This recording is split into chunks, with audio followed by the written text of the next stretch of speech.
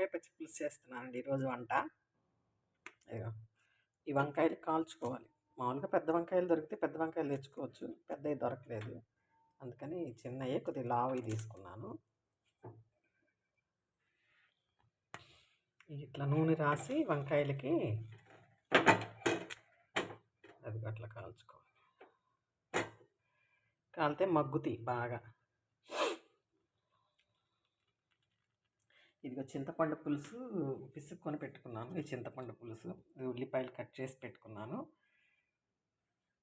ఇవి బాగా కాలినాక తోలు తీసేసేయాలన్నమాట. తోలు తీసేసి గుజ్జంతా పిసకాలి చారులో.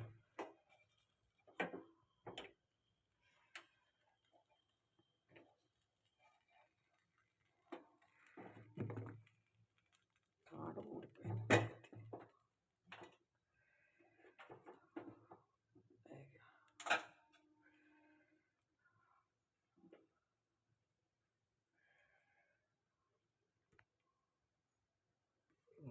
తాలింపు వేసుకుంటున్నాను. ఇది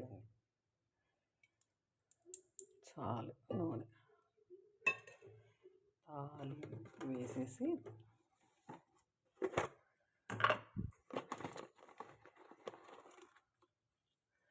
యాక్చువల్గా ఎండుమిరపకాయలు కాల్చుకుంటారు.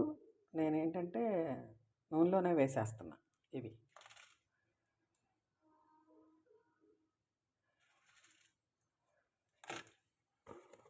ఒక 4-5 ఎండుమిరపకాయలు పడతాయండి.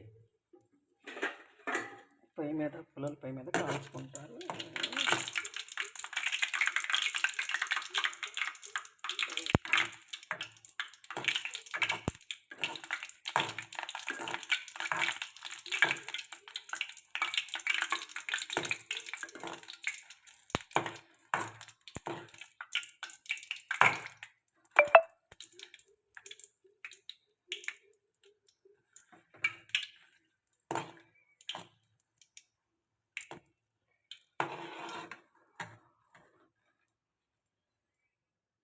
ఇక పులుసులో వేసేసుకోవటం.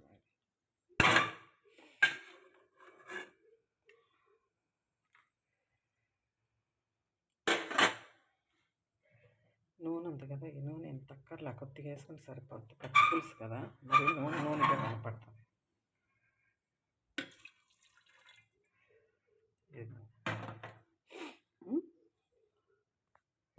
దీంట్లో వెల్లుల్లిపాయలు వేసుకోవాలి,